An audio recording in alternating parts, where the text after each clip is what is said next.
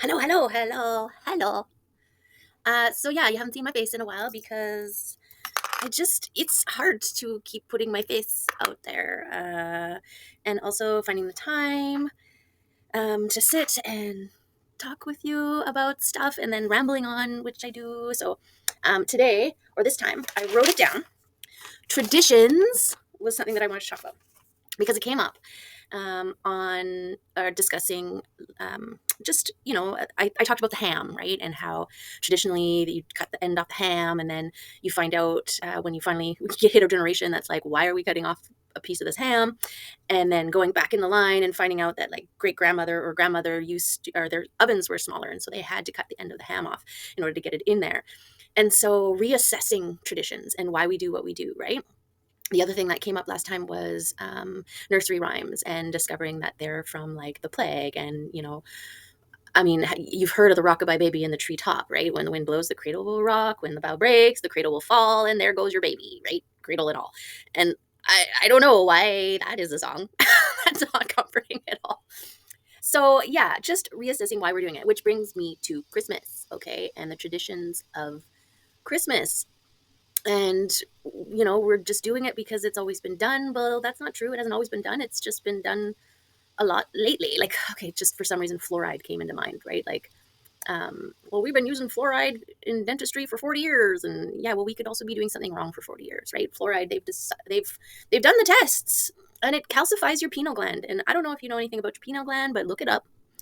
It's a very important thing inside of our brain that produces the good feeling chemicals that we need. And when it gets calcified, think of it as like developing, well, anything calcifying, like tartar, right? Like it's just tartar around, and it creates like this like not force field. Think about it like turning into stone, basically, right? And we need it open and big and functioning and producing. And yeah, and fluoride, apparently it goes to that spot and then it calls in all the heavy metals in your body. So it's like that's its function, is to build a, I don't know, I don't want to call it a cocoon because cocoon suggests like an incubation period and it's going to come out bigger, beautiful, stronger, and transformed. But that's not the case. It's a deterrent. It's a suppressant. It's a stifler. It's the only thing I can think of. Anyways, so say no to fluoride whenever possible, because it's like, oh, these tiny little amounts that are harmless. Yeah, but you got a little bit here and a little bit there, and a little bit there, and a little bit over there, and a little bit there, and then that's a lot, right? Just like heavy metals. There's minutia in all of our products, but you add all those products up, and that minutia, those little bits in each one, adds up to too much, and then you've got a freaking iron mask around your pineal gland. Okay, so traditions. There's nothing wrong with traditions as long as they are serving you, the generation after you, I guess, right? Like, why are we choosing to do the same things? Like, um, there's some things that we choose to do that don't serve us. Which, did I just say that? I think I just said that. Sorry, I totally got distracted, and then I tried to just roll with it, and then it didn't happen. So I'm going to take another sip of coffee. Okay, so what I am doing, the tradition that I've started for myself with the winter solstice instead of Christmas. And this is something that I assess every year and decide how I'm going to roll with it. And if it serves, if it's not stressful, okay. And I'm sharing this not to judge anyone who's doing anything different than what I'm doing. It's never been my intent when sharing things that I do, although my entire life I have been judged and misunderstood for my sharing. For me, it's like I'm letting you know a little bit about it's part of connecting. But a lot of people out there think that it's like passive aggressive sarcasm. I don't even know. I don't even know half of the things that. But I just feel the receival, and it's a whole lot of not what I meant. Not what I meant. The thing that's coming to mind was there was this guy who I'm pretty sure hated me. He was a friend of a guy that I was seeing, and he used to use the word douche all the time. Oh, it's such a douche. That guy's a douche. Don't be a douche, right? And because I'm autistic, it's just so literal in my brain, right? So I immediately picture the process of douching, okay, which is like, stop saying it, please. Also, there's so many parts and components. And yeah, so this is how my brain works. It's like, oh, okay, I need more information. Like the act of douching, they are the liquid that is being douched pre or afterwards. Like, stupid, right? It's stupid, but it's how my brain works. So, anyways, I told the guy in so many words that I can't use that word douche. And I'm pretty sure he took it because he hated me. And so this was um, another reason to throw another log on the fire. But I think he thought, or it felt like he thought, that I was saying, well, I don't say that because only people who are say those things, or whatever. I don't know. I don't get it, right? So I don't know. I can only assume, and I assume wrong because I don't understand. But anyways, yeah, he actually, when I was leaving, um, I was up at my vehicle up on the street, and he came driving out in his truck, which had like a CB speaker or whatever, and he swerved like he was going to hit me, and I actually had to like move out of the way because he probably wanted to run me over. And then he, in his CB, was like, douche, and he called me a douche as he drove away. And because I'm a people pleasing, very high in openness, I was like, oh, ha ha ha, screw you too, buddy. And but like in my mind, I'm like, oh, that guy, he hated me. He hated me. Actually, there was a moment, I sometimes, well, most of the times when I feel stuff from people, and I'm kind of like, there's no reason why this person should hate me, right? Because I've done nothing. And of course, I super psychoanalyze all my actions involving this person, um, to see at what point did I do something that would make them hate me, right? And I came up with nothing. And so and I didn't know the guy very well. So I'm like, well, maybe that's just his vibe, right? So it was like a dinner party, and there was a bunch of people around, and I was around in the kitchen near him, and he was checking something that he was cooking in the oven. But the vibe that I was getting off of him was like, I hate you. It was intense. And I'm like, it's got nothing to do with me. Like, don't just ignore it. Like, that's just him or whatever. But then his girlfriend came in, and I saw her like observe him. And then she's like, are you okay, to him? And so then I'm like, oh, this isn't his normal behavior. There is something like that. Even his girlfriend is like, what's your problem, dude? Right. And then so I immediately was like, walk away. But anyways, I think that is a perfect example of what I think. Well, I know for me, I can only speak for me, but it's probably a thing for autistic people, especially those who are high functioning and high masking, and people can sense that there's something, but they don't know what. And some people just assume that that something is like a flaky, passive aggressive. It's always been something like people have accused, and I'm like, what? How? Like, I'm just saying a truth. I'm just saying what's on my mind, or I'm just sharing how I do things differently. And it's not this like, I think do things differently, so therefore my way is better than your way. And I think that's what a lot of people assume. Like, I used to have, friends who would be like, why do you do things that way? Like, I do things this way, and that's the best way. So who do you think you are to do it this other way? And then it becomes like this argument between the way I do things and the way they do things. And then I'm stuck in the middle going, what's happening right now? Like, I thought we were just sharing the way we did things. Like, why did it have to be in comparison to, you know what I mean? So yeah, being misunderstood a lot. And then what happens is, when you get used to being misunderstood all the time, is that you try to counteract it before it happens, which actually isn't better. It doesn't produce the results you're looking for. It ends up creating this whole other timeline of craziness. And so don't do that. Yeah. Anyways, that's not what I want to talk about. I want to talk about solstice this year. So what my game plan is and this is kind of the energy that I'm trying to bring. It's like honoring the old and releasing it, and making or celebrating where you're at, and then making space for the new, right? And so I'm going to try to, or I don't try to, but this is what I do. I do deep cleaning of, well, mostly my kitchen. So I'm going to do my kitchen. There's a corner, like my recycling corner and stuff like that. It just needs love. And so it's tedium, right? But it's turn it into like a meditative moment for appreciation, right? So pull everything out onto the counter, wipe everything down, right? Reorganize, get in there, pull everything out, clear the space, give it a good wipe of everything, and then return, but go through stuff, reorganize stuff, and refresh. And while also making space, getting rid of stuff that no longer serve, going through items that might have been in there for 99 years and it's time to get rid of it. And I have a hard time getting rid of jars because I feel like you can always use a jar, reuse a jar, and it's like a perfect little vessel that we're just using once and then chucking. Like I don't know, yeah, I have a hard time getting rid of things because I have a creative mind. I am an artist. Anything can be used. You just don't know when you might need it, right? So yeah, go through that. So I'm going to start in the kitchen, make my way, pull things off the counter, go through my baking and my spices and stuff like that, and do a process of purging. I'm going to clean get down and clean the floors and just do a nice big sweep all the way into my dining room area, my tea center, which I'm pretty on that space, but yeah, for solstice, because that's also where I do my baking and stuff like that.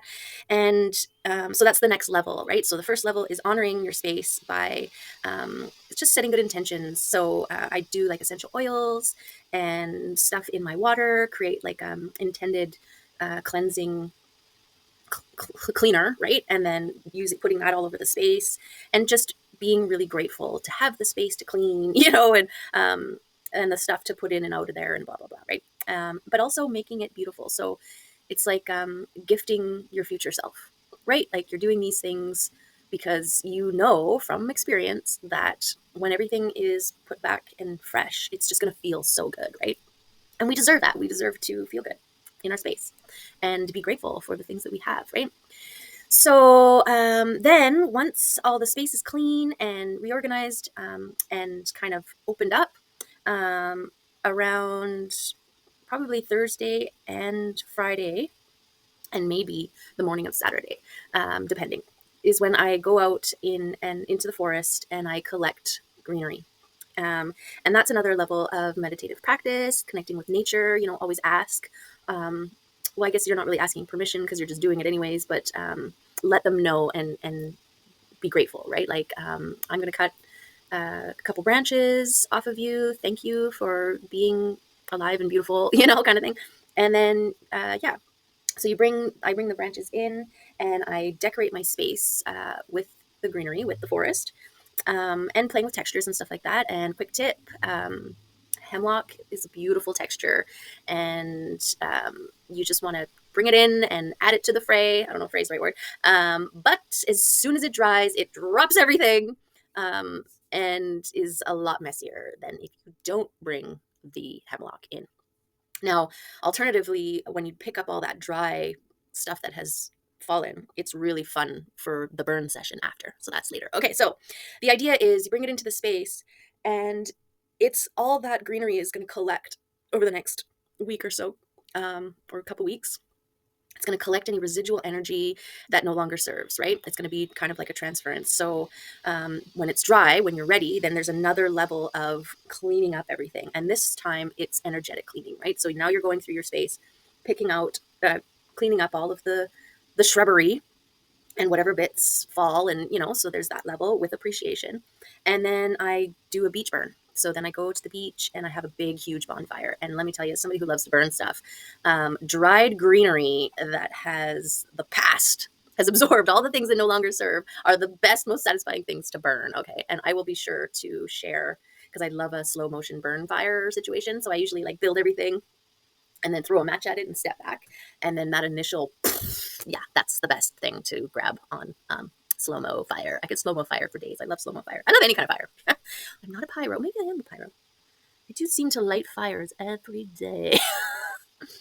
Actually, I've had a few interactions with people energetically, and it ended in fire. And it wasn't purposely, like I didn't light a fire physically, but either my spirit team or my higher self, fires were lit.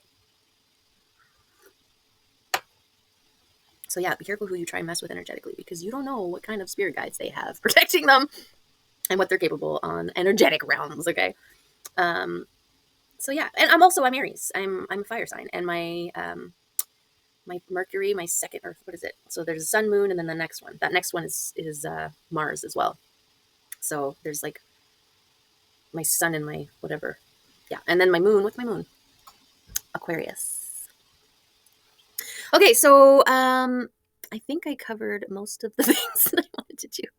I wanted to share just to keep myself accountable, right? Like and I'll show you the process. I'm hoping I'll do kind of like a before or after, or maybe a time lapse. I don't have all the cameras and the bells and whistles and stuff, so it's really hard. But I'd love to be able to show you like a time lapse of cleaning the space and the state it's at right now, and then anyways, I love a good before and after. So at the very least, I'll take a picture of the before and a picture of the after. Just to keep you in the process, and this helps me head into the new year refreshed and ready for whatever new energies are coming back, or right. Um, and it's gifts for your future self, and my future self heading into the new year not broke and um, clean and refreshed. Like that's to me a good way of starting the new year. So that's kind of my process. And the new year, I mean, it can happen. I mean, I count basically from now, the 12/12 portal. So I guess it's the 13th. So it's the 14th already. Holy. Till, mid-January or the beginning of February, even. Like this whole time is the start of the new year. Like what's the Chinese New Year is in February or end of January. I don't know when it is, but so depending, like you can kind of make it work for you. Don't stress out about it. And I do it over several days, so I can keep checking in with myself and not putting so much pressure to produce a result in a short period of time, right? Because I don't know if you know much about like ADHD and problems with executive functionings. Yeah, it can get overwhelming quickly. So just little steps, little check-offs that feel good, and all for the greater good, which is your future self walking in there and being like, this is my beautiful space, right? And we deserve that. So that is what we will do. Yeah. So if you want to tell me what you plan on doing for your future self in the comments, that would be awesome. I think that's the only way I get to know what you would do, what you do differently, what you're looking forward to. But doing stuff for your future self, that's the kind of tradition that I want to pass on, right, to my son. Well, we already do that, like set yourself up for success, right? And that is, in a sense, being mindful of your future self now and doing things that will help them in the future, them being you, right? So yeah, sometimes, we go take a bath and we're like, oh, I'll just do like a quick rinse. But when you are like, no, I'm going to clean this tub, and you do, and you take the time, and then you leave and you come back later to have the bath, take a moment to acknowledge your past self who took the time to clean that bathtub, and acknowledge how grateful you are to, enjoy a nice clean bath. Right. And, so there's a little bit of honoring, your past self in the now, as well as when you were in the past, honoring your future self in the now. And then that little relationship builds and develops. And then next thing you know, you're just setting yourself up for success all over the place and succeeding, right? And that's worth it. You're worth it. You're worth that. So anyways, yeah, thank you for, if you have seen more than one of my videos, I appreciate you coming back and seeing my face and hearing all of the things that I say. And yeah, I appreciate you. Yeah. And I hope that you start thinking about your future self as your BF that you want to please and do awesome things for. Okay. And yeah, and hopefully you're stepping into a less stressful end of the year. Every little bit counts, right? Don't put unrealistic expectations on yourself, and take those moments to breathe and to honor where you are, where you're going, and why. Okay, I'll see you later. Bye.